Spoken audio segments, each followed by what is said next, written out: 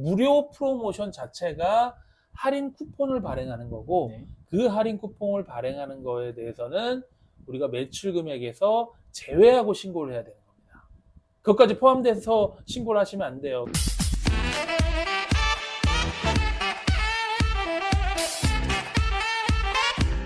안녕하세요, 드라이형입니다. 안녕하세요. 판매요정 판유입니다. 사장님 5월달 되는데 뭐 준비하시는 거 없어요? 뭐 상품 얘기하시는 거면 뭐 어린이날이나 뭐 어버이날? 가정의 날에 상품 네. 준비하는 거는 당연하고요. 세금 맞아요. 준비 안 하세요. 그쵸. 네, 5월달은 종합소득세를 내는 달이죠. 준비 아직 잘 안 하고 있는데. 네, 뭐 매출이 없으니까 아닙니다. 매출 있습니다. 준비 안 하는 거 아닙니까? 아닙니다. 매출 상승 곡선을 타고 있습니다. 아, 그죠? 네. 예. 매출이 많이 나면 그만큼 세금도 내야지 내가 사업을 잘하고 있다는 거예요. 네. 예, 그래서 지금 세금도 우리 셀러에게는 가장 중요한 부분이기 때문에 오늘은 세금에 대해서 한번 알아보도록 할게요. 그러면 빨리 준비해야겠네. 이제 곧 5월이니까. 그럼요. 그래서 세금 같은 경우에는 본인이 버는 거에 10%는 무조건 세금 통장에 따로 빼놓는 게 좋아요. 번다고 다 쓰면 안 되겠군요. 예, 그러니까 본인이 이제 뭐 1,000만 원의 매출이 들어왔어요. 그 매출이 다 들어와서 다 내 돈이라고 생각하지 마시고 그 중에 한 10%, 100만 원 정도는 세금 통장을 별도로 이렇게 그 자기 사업장에서 통장으로 모아 놓으신 다음에 세금이 추가적으로 나오게 되면 그 세금을 내시는 걸로 하시면 크게 뭐 부담이 없으십니다. 그러면은 오늘은 세금에 대해서 알려주시겠네요. 네, 알겠습니다. 그럼 세금 한번 볼게요. 잠 자료 한번 보겠습니다. 네, 지금 온라인 셀러는 이제 부가가치세하고 종합소득세 세금이 두 가지가 크게 있어요. 네. 그러니까 부가가치세, 부가세라고도 우리가 하죠. 모든 재화에는 10%의 세금이 붙게 돼 있습니다. 네. 우리가 소비자한테 10,000원을 판매하게 되면 10,000원에도 10%의 부가세가 항상 붙게 되잖아요. 그 금액이 다 10,000원이 제가 버는 거로 착각을 하시면 안 돼요. 그래서 10%는 항상 세금으로 별도로 준비를 하셔야 된다는 게 그 얘기입니다. 10%는 원래 내 돈이 아니다 라고 생각을 하시면 됩니다. 원래 내 돈이 아니니까 별도로 그냥 빼놔야겠다라고 생각하셔야 되고, 원가에 계산하실 때도 꼭 부가세 따로 별도로 놓으셔야 돼요. 그래야지 손해가 없으십니다. 그러니까 매입을 할 때도 부가세를 포함한 상태로 이제 매입을 개선해야 된다라는 맞습니다. 말씀이죠. 네, 그래서 그 셀러분들이 처음 하시는 분들은 좀 어려우실 수 있는데, 제가 매입할 때도 제품을 살 때도 계산서를 발행해서 가져가셔야 되는 거고, 그 다음에 판매할 때도 계산서가 들어가야 되는데, 우리가 일반 셀러한테 판매하는 거는 부가세가 포함된 금액으로 판매를 하게 되는 거죠.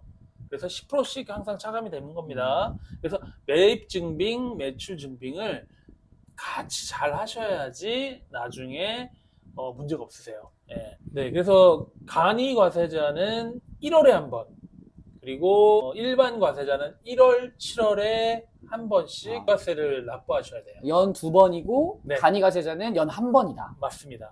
부가가치세만. 네, 맞습니다. 종합소득세는 5월 달에 일반 관이 동일하게 신고를 하는 거고요. 그러면은 일반 과세자는 3번, 네. 간이가세자는 2번. 2번. 그래서 부가가치세는 아까 제품에 10%씩 붙는 세금이라고 말씀드렸잖아요. 그러면 종합소득세는 뭐냐면 버는 수익에 따라 세금을 내는 거라고 생각하시면 돼요. 그 소득에 대한 세금을 매긴다. 이 말씀이시죠? 인건비, 뭐 식대, 교통비 이런 것들 다 제외하고 모든 비용을 제외한 순마진의 세율에 따라서 종합소득세를 낸다라고 보시면 되고요. 그 세율은 개인과 법인이 차이가 있습니다. 그래서 한번 표를 볼게요. 개인 사업자는 1,200만 원 이하는 6%, 그 다음에 4,600만 원까지는 15%, 그 다음에 4,600에서 8,800까지는 24%, 그 다음에 8,800에서 1억 5천은 35%까지 내고 그 이상은 45%까지 구간이 있습니다. 한효님은 어느 구간에?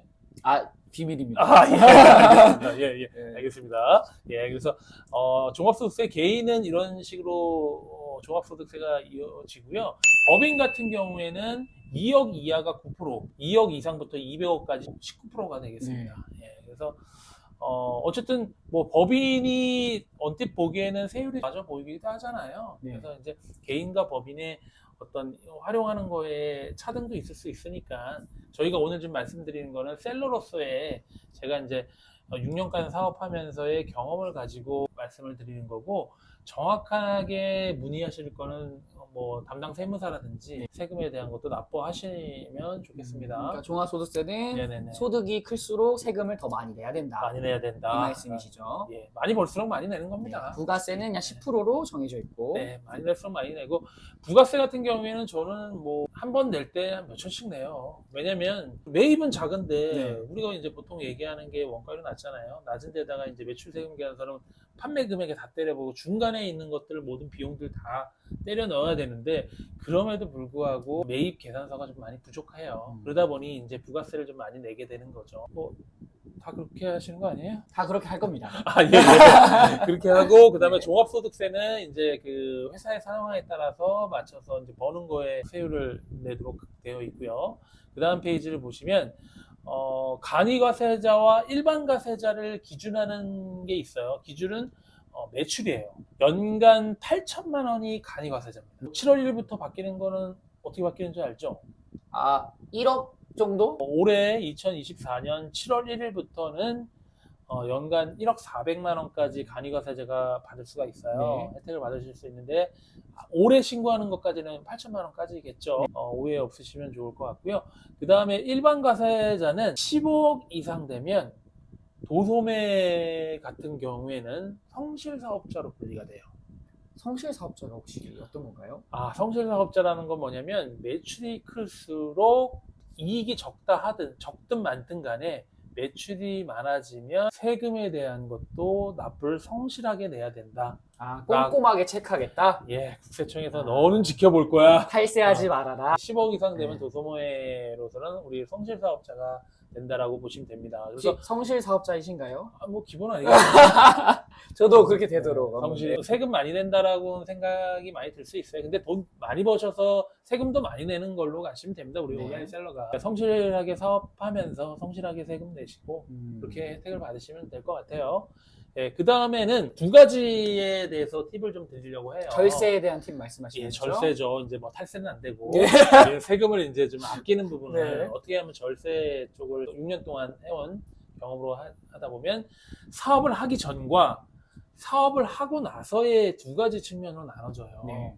사업을 하기 전은 청년의 요즘 혜택이 되게 많습니다. 지금 이제 청년은 15세부터 34세까지를 우리가 청년이라고 하고 남자는 아무래도 이제 군대 갔다 오니까 그 2년이 더해져서 36세까지가 됩니다. 그래서 청년이 된다 그러면 수도권 과밀 억제 권역에서는 최대 100%의 종합소득세가 감면이 돼요. 100%요? 네. 과밀 억제 권역에서 사업을 하시는 것도 중요해요. 그러면은 이제 궁금하실 텐데 저도 잘 좀 이해가 안 가는 게 네. 과밀 억제권? 네. 어떤 예. 건지. 과밀 억제권이라고 이제 부동산에서도 많이 이제 네. 투기 지역 이런 것들 세금이나 이런 걸 나누기 위해서 우리가 구분을 해 놨는데 서울, 경기, 그다음에 인천 지역을 크게 통틀어서 보시면 됩니다. 몇 군데는 조금씩 빠지는 데가 있어요. 네네네. 경기도에서 뭐 예를 들면 안산이라든지 예를 들면 김포라든지 몇 군데가 이렇게 빠지는 지역이 있거든요. 그 지역 같은 경우에서 우리가 청년인 분이 네.